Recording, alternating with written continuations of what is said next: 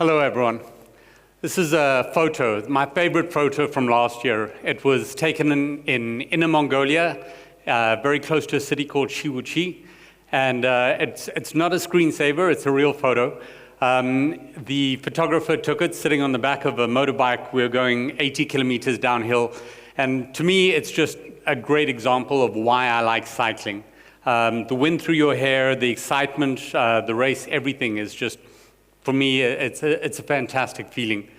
So this speech is going to be a little bit egotistical about me and why I like cycling, but I'll also touch on a few things that I learned about training, about nutrition, things about the community that you have around you when you train, and also just challenge. So that's what it's about. For me, I've always liked cycling. It's been an exciting journey for me.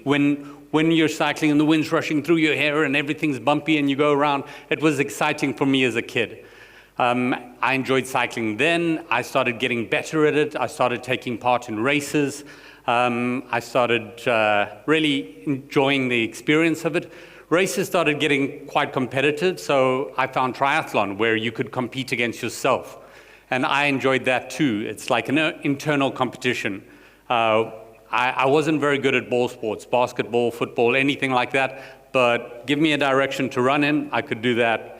Cycling, swimming for a long time, fine with me. So I really started getting better and better at triathlon.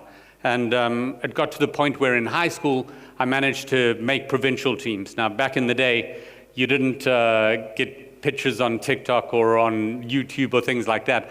We had a very traditional print media, so you made it big when you made the local newspaper. And this is me in a couple of pictures when I was making the provincial team. Things started getting better and better, and I actually started seeing myself as a professional athlete, something that could really become big. And then there was a big announcement. Triathlon would become an Olympic sport in the 2000s. I finally had something very big to train for.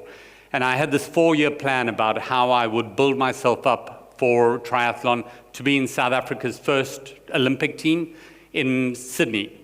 It consisted of a very long training period where I was going easy and then getting more and more intense as it came closer to the time. I had to prepare myself for provincial races, for national races, for international races, so that I could be chosen for the team. And I had a perfect build-up to the season.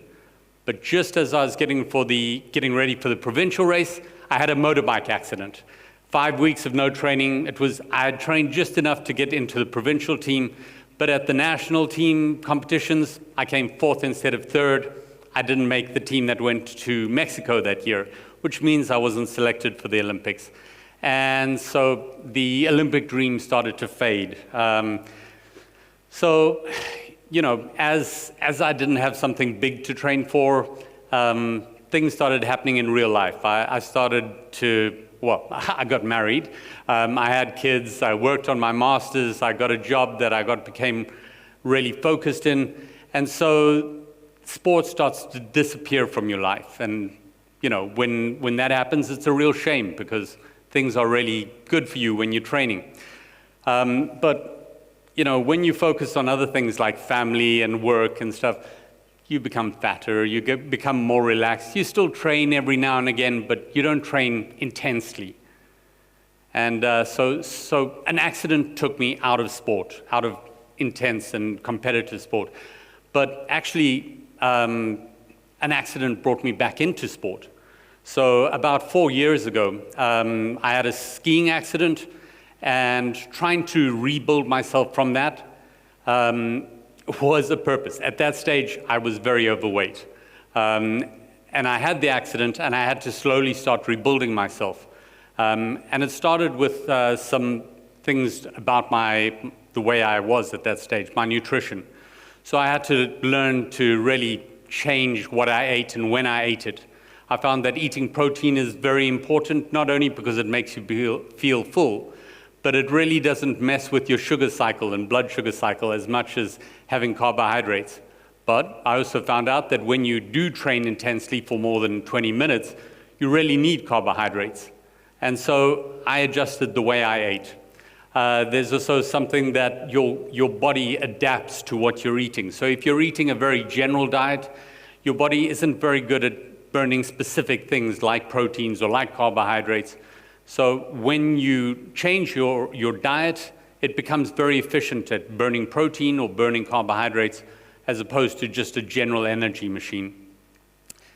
There's one cardinal rule, calories in, calories out. So if you're taking in too much of food, it doesn't matter how healthy the food is. If you're taking in a lot of food, and you're not burning it, you're still going to gain weight. So that's just some ideas about nutrition. The other thing is about training. So there needs to be a balance of how much intensity you put into training, especially if you're building up. You need to stress your body, but you also need to rest your body. There's a rule of about 10% that you shouldn't increase the amount that you train more than 10% every week. That can be 10% further, 10% faster, 10% more intense, but that's the basic rule, just 10% each week. Also, there's some things about, specifically for endurance sports, the idea of 80-20, that 80% of the work that you do is just at a very relaxed pace where you can actually still talk. And only 20% of the training that you do is at a very high intensity. The other idea is that you should have a lot of variety in what you do. So I train very intensely for cycling during the summer, but in winter I do things like gym work and running and trail running just to vary the kinds of stress that I put my body under. Another important thing for me was building the right community around me. I found friends that had the same interests in me, and I highly recommend that you, if you're ever looking at taking sport to the next level, find a community that helps you, that is very positive about the type of things that you do, that can give you advice, that can train with you and get excited about the same things. And if you can't find that community, build that community yourself. I did that before with hiking and trail running. It's meaningful not only for your own life, but if you create something for others, it's meaningful to them. And then challenge is also another one that's really important. I took part in a really challenging event in Yunnan, which was fantastic. It was a 6-day event, and we were doing about 120 kilometers every day. We were going around the most beautiful areas in Yunnan and finished with a mountain climb that was just incredible. So those are some of the things that are really important as you're lifting up. For me, the big challenge for me last year was taking part in the World Championships. I got to a level where, in my age group, I was able to compete with some of the top people in the country. And that allowed me to qualify for the World Championships in Australia. It was quite an exciting event, and you can see here, there are a lot of people in their national clothing, their national kit. I got to represent South Africa, and at the start line, everyone was buzzing. There were about 2,000 of the best cyclists in the world at this event. We started off with a 20-kilometer hill climb and descent, which was very intense.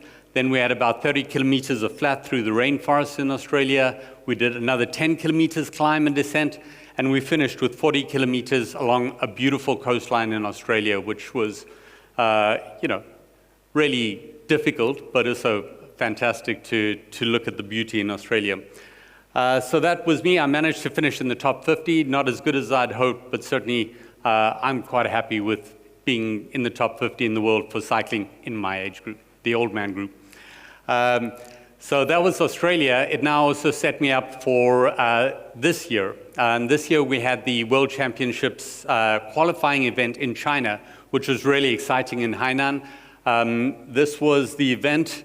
It was a bit shorter race. It was only 80 kilometers.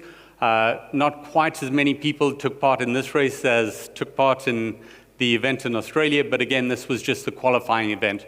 I managed to get into a front group in my age group, and we were able to really push forward. I broke away from the group at the top of one of the hills, and somebody else followed me down, and together we worked right till a very, very good point. The final 13 kilometers was all uphill, and it was really intense. The guy that came with me on the break followed me up the hill, and he followed me all the way to the end. So these are just some photos from the event.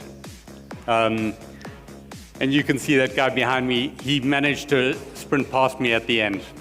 So what does that leave? I qualified for this. Not only did I qualify, but I came second overall in my age group. I now qualify for the next big challenge in my life, which is going to be 2026, the World Championships in Japan.